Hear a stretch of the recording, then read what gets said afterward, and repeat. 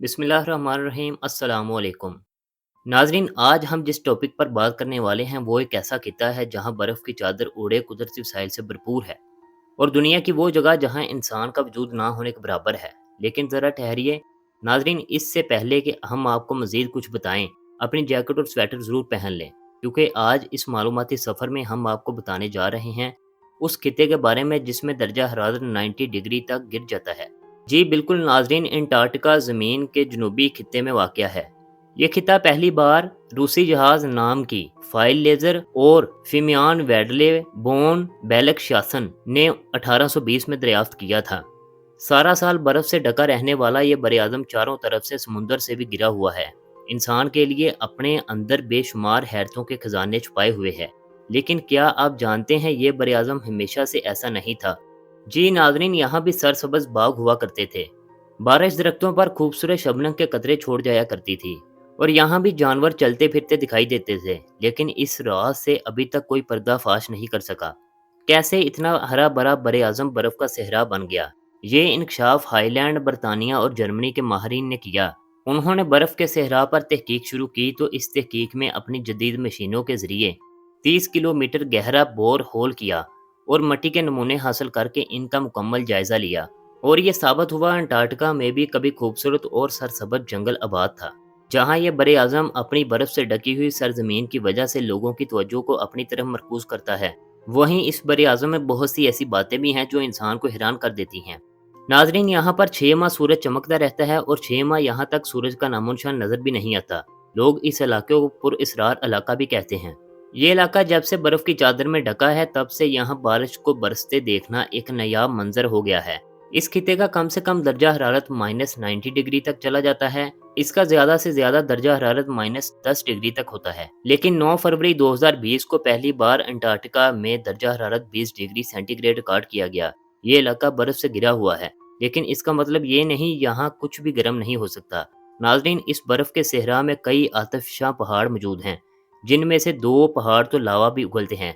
एक जिंदा आतिशफशां में माउंट एप्स इस बरआज़म के इलाके रोज आइलैंड में वाक़या है, जिसे दुनिया का दूसरा बुलंद तरीन आतिशफशां पहाड़ भी कहा जाता है। आइलैंड में वाक़या रिसेप्शन, जबकि दूसरा जिंदा आतिशफशां जो इस इलाके में सियाहों की तवज्जो का मरकज़ है। रेत के बाकी सहराओं की तरह बर्फ़ के सहरा में भी हवाएं बहुत तेज़ी से चलती हैं और बाज़ दफ़ा इन हवाओं में इतनी शिद्दत पाई जाती है, बड़े बड़े पहाड़ों के लिए भी हवाओं की सख्ती को बर्दाश्त करना बहुत मुश्किल हो जाता है।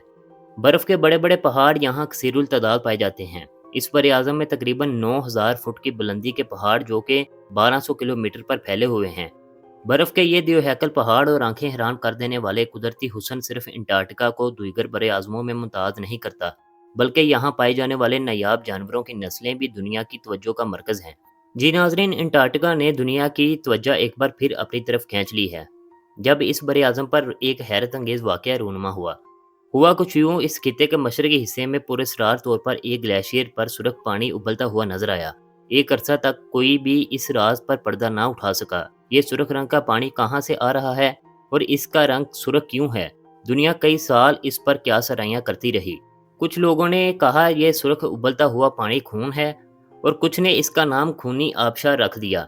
इस तरह इसके बारे में पुरस्रार बातें की जाने लगी, लेकिन आखिरकार साइंसदानों ने इस राज से पर्दा उठा लिया और लोगों को बताया ये कोई खूनी आबशार नहीं, बल्कि ग्लेशियर के पानी में आयरन नीचे झील में नमक ऑक्साइड और ऑक्सीजन के साथ मिलता है, तो आयरन पर जंग लगने से पानी का रंग सुर्ख हो जाता है। आसार कदीमा के माहरीन ने भी साइंसदानों की देखा देखी जब यहाँ पर तहकीक करना शुरू की।